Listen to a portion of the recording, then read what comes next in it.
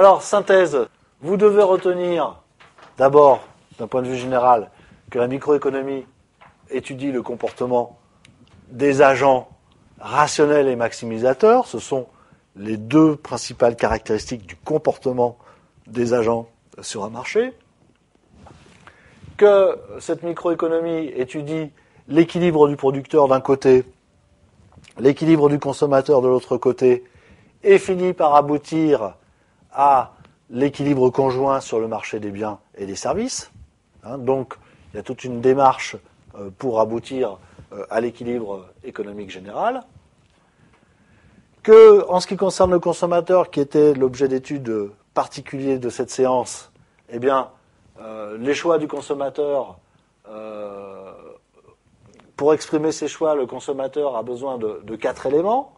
D'abord, de connaître ses préférences, et donc on a distingué l'utilité ordinale et l'utilité cardinale. On a dit que l'ordinal, ça suffisait.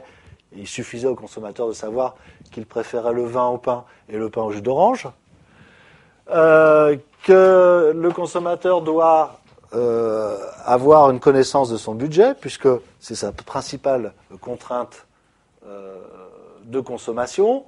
Il doit connaître les prix. S'il n'y a pas de prix au bien, il n'y a pas de droite de budget. Et qu'enfin, ce consommateur doit avoir une information parfaite, c'est-à-dire connaître tout ce qui est nécessaire sur les produits en question, puisque, et on peut dire, que cette information nécessaire doit être contenue dans le prix. Alors, pour la contrainte budgétaire, eh bien, on a vu qu'elle s'exprimait par une droite, appelée la droite de budget, et la définition de la droite de budget, eh bien, c'est une droite qui rassemble toutes les combinaisons possibles de deux biens en fonction de leur prix et du budget du consommateur. Alors, donc ces consommations sont supposées, par hypothèse, épuiser le budget du consommateur, c'est-à-dire qu'il n'y a pas de reste de revenus à épargner. Les préférences du consommateur entre deux biens s'expriment donc par une courbe d'indifférence, celle-là, pour chaque niveau d'utilité. Eh bien, l'équilibre du consommateur va consister en permanence à maximiser l'utilité de son revenu, c'est-à-dire à en tirer la plus grande satisfaction, à consommer le plus grand nombre de biens qui lui sont le plus utiles. Alors, voilà comment on peut exprimer l'équilibre du consommateur. On s'est aperçu que l'utilité variait en fonction du prix et du revenu. Donc l'utilité provoquée par la consommation d'un bien dépend d'une part de la richesse du consommateur et d'autre part du prix relatif de ce bien. La variation du prix d'un bien va entraîner deux effets sur la consommation des biens. Il va entraîner un effet prix et un effet revenu. L'effet prix consiste à dire que quand le prix d'un bien diminue, sa consommation augmente. L'effet revenu consiste à dire que quand le prix d'un bien diminue, c'est comme si le consommateur avait un revenu plus élevé, et donc le consommateur va utiliser ce revenu plus élevé pour consommer d'autres biens. Donc, la baisse du prix d'un bien influe sur la consommation de ce bien, mais aussi sur la consommation d'autres biens. Ça, c'est un enseignement extrêmement important. La demande individuelle, on l'a démontré, est une fonction décroissante du prix. Encore une fois, c'est vrai pour la quasi-totalité des biens, mais pas vrai pour certains biens. La demande globale est la simple addition, la simple agrégation des demandes individuelles. Donc, dans la théorie néoclassique, on passe de la demande individuelle d'un bien en fonction du prix à la demande globale en additionnant le comportement de tous les consommateurs, c'est-à-dire, pour chaque niveau de prix, les niveaux de demande de chacun d'entre eux. Il faut retenir que le producteur, son objectif, c'est de maximiser son profit, mais, comme le consommateur, notre producteur est sous contrainte de ressources. Il doit choisir, notre producteur, le volume produit, la combinaison de facteurs à retenir pour le produire, et celle qu'il va retenir, c'est celle qui représente le coût minimum. Il va faire ses choix grâce à un outil particulier qui est la fonction de production.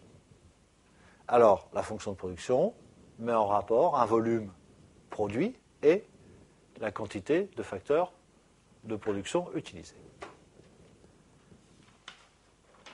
On distingue les fonctions de production de court terme et de long terme, avec des hypothèses bien particulières, puisque à court terme, il n'y a qu'un facteur qui peut varier, c'est le facteur travail, et on a une règle pour l'optimum économique du producteur à court terme, c'est quand la productivité marginale égalise la productivité moyenne. Donc, c'est le fameux point P2 sur mon graphique, et c'est la condition d'équilibre du producteur. Donc, la productivité marginale du travail doit être égale à sa productivité moyenne. À long terme, on peut trouver un optimum pour chaque niveau de production, qui correspond, je vous rappelle, à un isocoût particulier. Au point de tangence, cet optimum, on va le trouver à chaque point de tangence entre un isoquant et un isocoût. Et donc, quand on va relier ces optimums entre eux, eh bien, on va déterminer ce que l'on appelle le sentier d'expansion de l'entreprise, c'est-à-dire, finalement, les perspectives et le rythme de sa croissance en fonction de son budget et du prix des facteurs de production, mais aussi en fonction des caractéristiques de la combinaison des facteurs de production. Pour l'essentiel, les coûts se ventilent en deux, coûts fixes et variables. On a vu ensuite que les coûts diminuaient avec le volume produit, particulièrement un type de coût, les coûts fixes, mais je vous ai dit qu'on pouvait aussi repérer ça sur certains coûts variables. Pour maximiser le profit, les offreurs qui ne peuvent pas jouer sur les prix ne peuvent jouer que sur les coûts, donc ils vont essayer de minimiser les coûts pour augmenter leur profit. Minimiser les coûts pour maximiser le profit. C'est la seule possibilité d'intervention du producteur. Deux règles à connaître. Le profit unitaire, c'est-à-dire le profit pour un produit maximum, est atteint lorsque le coût marginal égalise le coût moyen. Donc il faut bien retenir cette règle d'égalité entre le coût marginal et le coût moyen. Par contre, pour déterminer le profit total maximum, ce qui est, encore une fois, l'objectif essentiel des entrepreneurs, eh bien, il va falloir que le point de maximisation du profit est atteint lorsque le coût marginal, le coût de la dernière unité produite, est égal au prix de vente, c'est-à-dire le point où tout profit disparaît. On a intérêt à produire jusqu'à ce niveau. Chaque offreur détermine la quantité, maximisant le profit pour chaque niveau de prix.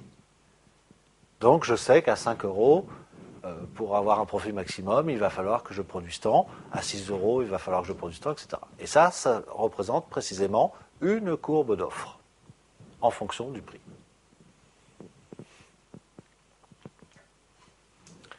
Chaque offreur donc, peut ainsi établir sa courbe d'offre. Encore une fois, rappelez-vous de cette règle que, d'une manière générale, l'offre est une fonction croissante du prix.